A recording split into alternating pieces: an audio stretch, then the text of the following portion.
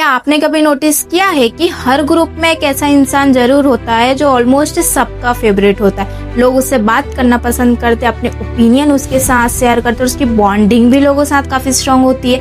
लेकिन सवाल ये है कि ऐसा उसमें क्या खास है कि लोग उसे इतना पसंद करते हैं। इसका आंसर है उसकी बॉडी लैंग्वेज, क्योंकि उसे पता है कि लोगों के सामने खुद को कैसे कॉन्फिडेंटली प्रेजेंट करना है। आज इस वीडियो में मैं आपको वही 3 सिंपल स्टेप्स बताने वाली हूँ जिन्हें फॉलो करके मैंने अपनी बॉडी लैंग्वेज को नेचुरली इम्प्रूव किया है।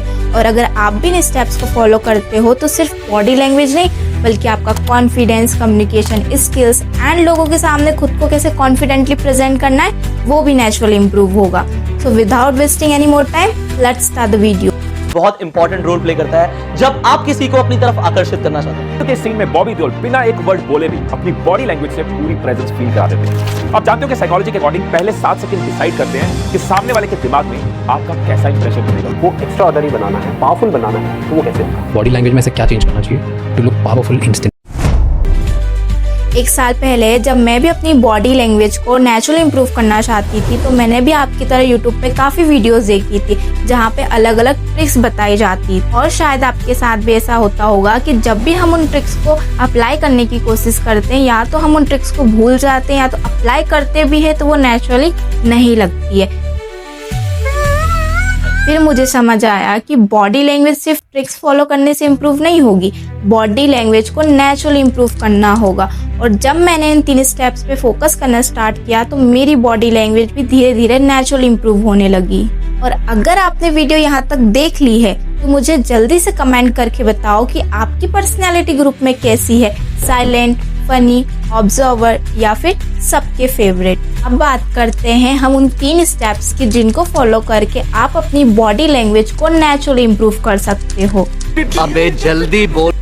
First is knowledge, second positive mindset, third is confidence. तो चलिए इसे एक सिंपल एग्जांपल के थ्रू समझते हैं। आपने स्कूल या कॉलेजों में नोटिस किया होगा कि जब भी टीचर कोई ऐसा क्वेश्चन पूछ लेती है जिसका आंसर आपको अच्छे से आता है, आप बिना ज्यादा सोचे कॉन्फिडेंटली आंसर दे देते हो। लेकिन जब वही क्वेश्चन आपको नहीं आता है तो आप अचानक नर्वस फील करने लगते हो, नीचे देखने लगते हो और कोशिश करते हो कि टीचर आपसे क्वेश्चन ना पूछे।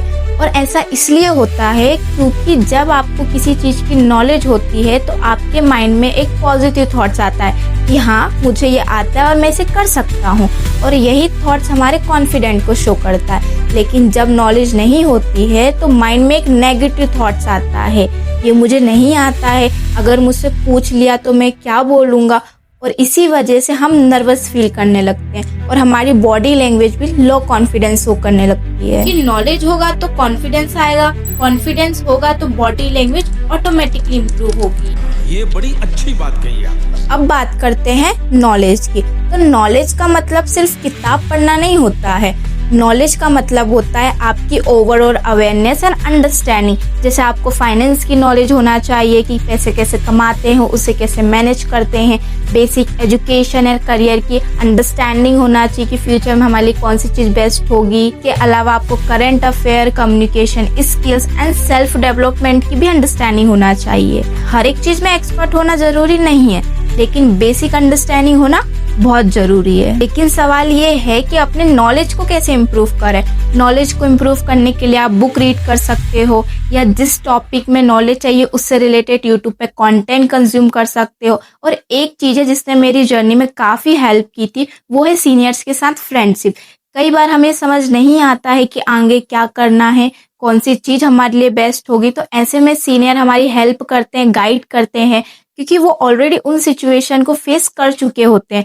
उन्हें उसके बारे में ज़्यादा नॉलेज, एक्सपीरियंस होता है, जिससे आप बहुत कुछ सीख सकते हो। और अगर आप बॉडी लैंग्वेज को अच्छे से मास्टर करना चाहते हो तो आपको इन चीज़ पे भी फोकस करना होगा। How to sit properly, how to walk confident, hand movement कैसा होना चाहिए और हमारा पोस्चर कैसा होना चाहिए। और अगर आप चाहते हो कि मैं इस टॉपिक पे भी डिटेल वीडियो बनाऊँ तो मुझे जल्दी से कमेंट करके बताना। And thanks for watching.